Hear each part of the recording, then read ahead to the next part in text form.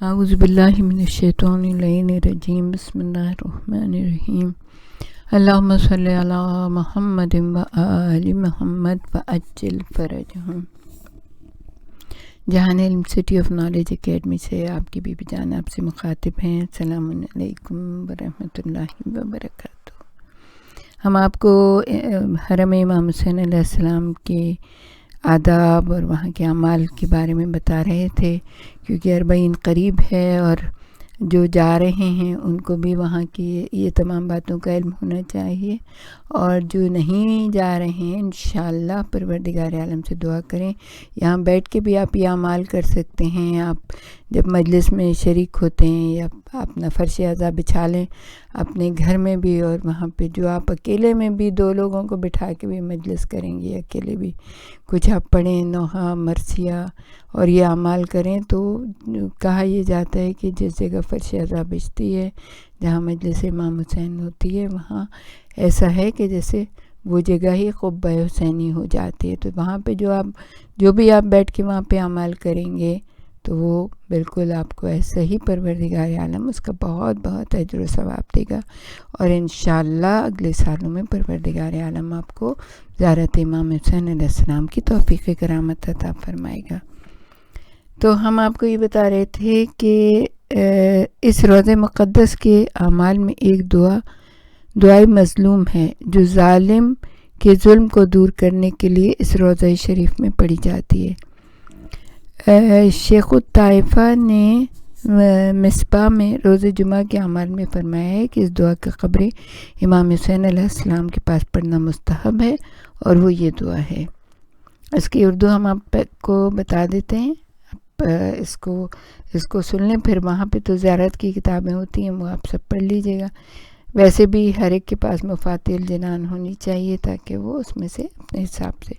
جب بھی چاہیں پڑھ سکیں۔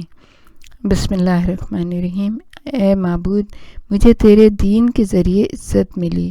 اور اس روضے سے شرف ملا، لیکن جس شخص کے اپنے دشمنان اہل بیت نے اپنی بدی سے ہی اپنے جو بھی بدی کر رہا ہو، ظلم کر رہا ہو، اس کے بارے میں نام لے کے اسے کہیں مجھے خوار کیا، اپنی اذیت سے مجھے رسوا کر دیا، تیرے دوستوں سے محبت کے باعث مجھے عیب لگایا اور ناروا باتوں سے مجھے حیران کر دیا۔ اب میں دعا مانگنے اس جگہ آیا ہوں جہاں اسے قبول کرنے کی تو نے ضمانت دی ہے۔ اے معبود، رحمت نازل فرما سرکار محمد صلی اللہ علیہ وآلہ وسلم پر، اور مجھے اس ظالم پر غلبہ دے ابھی اسی وقت۔ اور پھر کہے میرے مولا، وہ امام ہیں جن پر ظلم ہوا، میں ان پر ظلم کرنے والے کی شکایت کرتا ہوں، تو میری مدد کر۔ اور یہ کلمہ جو ہے بعد میں کہ النصر النصر النصر، تو یعنی اس کو اتنی دفعہ دہرائے کہ جب تک سانس نہ ٹوٹے۔ روضہ امام حسین کے اعمال میں ایک وہ دعا ہے جسے ابن فہد نے امام جعفر صادق علیہ السلام سے روایت کی۔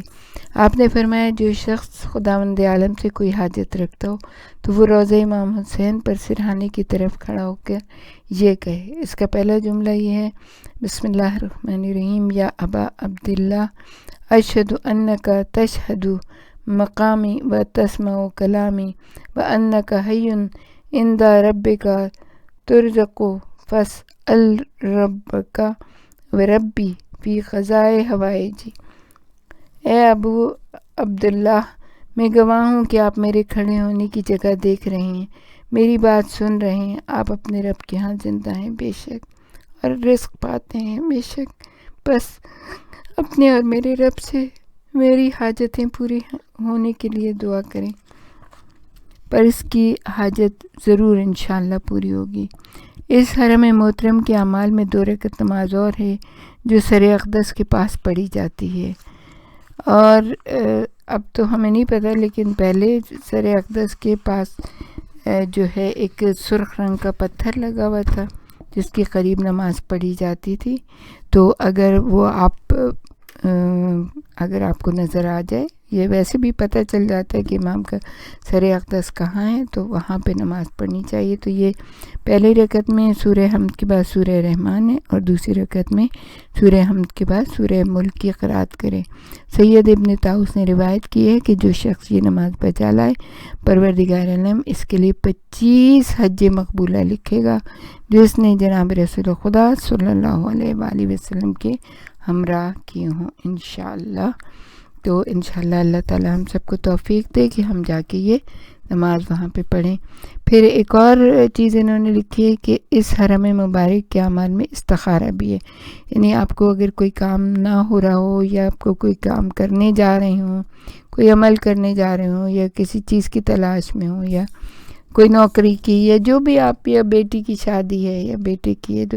وہاں پہ استخارہ کریں تو آپ کو استخارہ آپ کا انشاءاللہ مبارک ہوگا۔ اس کے بارے میں علامہ مجلسی نے نقل کی ہے، اور یہ سند صحیح حضرت امام جعفر صادق علیہ السلام سے منقول ہے کہ جو شخص قبر امام حسین کی سرانے کھڑا ہو کر اپنی کسی مشکل کام میں 100 مرتبہ طلب خیر کرے اور کہے والحمد للہ ولا الہ الا اللہ وسبحان اللہ، یہ 100 دفعہ کرے، اور اس کے بعد اللہ تعالیٰ کی بڑائی اور بزرگی اور ثنا کرے، اور 100 مرتبہ طلب خیر یعنی اپنی بہتری کی دعا کرے۔ جو دعا مانگنا چاہ رہے ہیں اس میں بہتری ہو تو پروردگار عالم ضرور وہ امر انجام دے گا جو شخص کے لیے بہتر و مفید ہوگا۔ اور ایک روایت میں اس طرح سے بھی آیا ہے کہ خدا سے طلب خیر اس طرح سے کرے، استخیر اللہ برحمتہ خیرتن فی عافیہ، یعنی 3 دفعہ، 5 دفعہ، جتنی دفعہ، 7 دفعہ، جتنی دفعہ بھی 14 دفعہ آپ پڑھیں، اس کو اللہ تعالیٰ سے طلب خیر کریں۔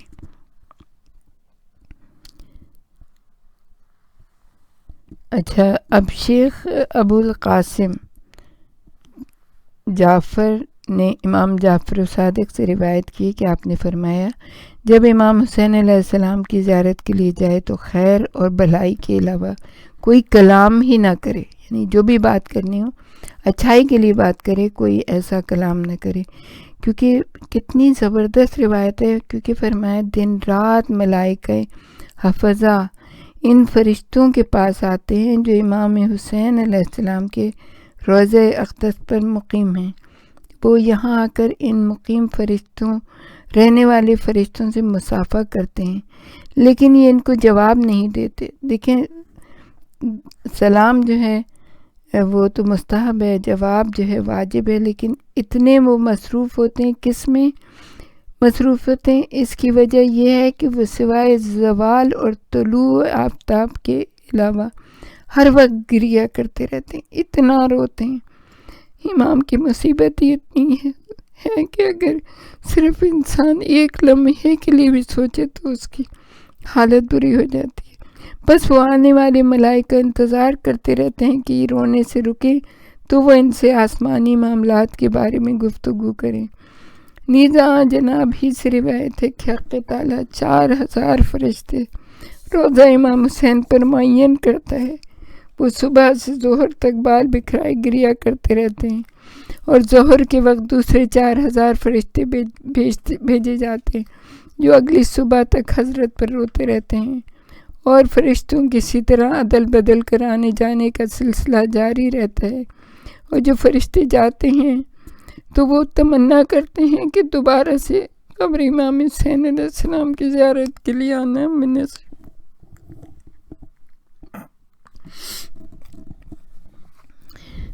اس مضامین کی احادیث بہت زیادہ ہیں، اس سے معلوم ہوتا ہے کہ امام عالی مقام کے حرم پاک میں آپ پر رونا بڑا پسندیدہ فعل ہے،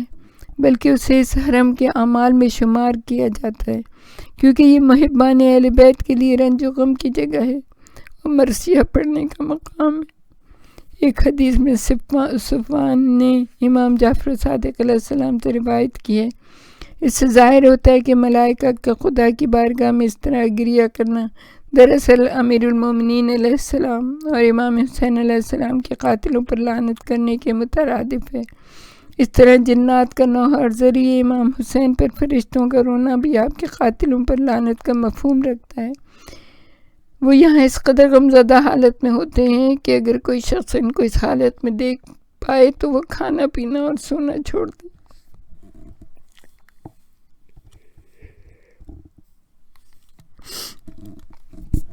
اور کیوں نہ ہو کہ امام حسین علیہ السلام کو اس طرح سے شہید کیا گیا، رلا رلا کے، امام خود کہتے ہیں مجھے رلا رلا کے شہید کیا گیا۔ کتنا ظلم، کتنی زیادتی، کس طرح، اور اس کے بعد بھی چین نہیں آیا، پھر بھی لاش کے اوپر گھوڑوں کو دوڑایا گیا۔ خدا لعنت کرے۔ فرزند فاطمہ زہرا، آپ پر ہمارا درود و سلام ہو، آپ کے دشمنوں پر لعنت کرتے ہیں۔ عبداللہ بن حماد نے روایت کی ہے کہ امام جعفر صادق علیہ السلام نے مجھ سے فرمایا،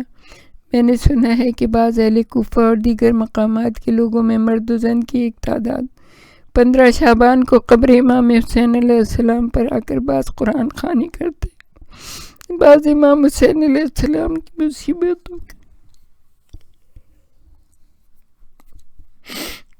مصیبتوں کا ذکر کرتے ہیں اور ان پر نوحہ مرثیہ پڑھتے ہیں۔ کیا واقعی ایسا ہوتا ہے؟ آپ نے سوال کیا اس شخص سے۔ میں نے عرض کی، میں آپ پر قربان ہو جاؤں، واقعتاً ایسا ہی ہوتا ہے، اور خود میں نے بھی ان چیزوں کو دیکھا ہے۔ تب آپ نے فرمایا، حمد ہے ذات کردگار کے لیے کہ جس نے لوگوں میں ایسے افراد رکھے ہیں جو ہمارے پاس آتے ہیں، ہماری مدح کرتے ہیں، ہم پر نوحہ کرتے ہیں، تو ہم جو ہمارے دشمن ہیں وہ ان لوگوں پر تان کرتے ہیں، ان کے اس فعل کو برا سمجھتے ہیں اور اس پر انہیں ڈراتے دھمکاتے ہیں۔ اب تصور کیجئے کہ 1400 سال سے مسلسل شیعان آل محمد اور محبان آل محمد کے اوپر کس طرح سے لوگ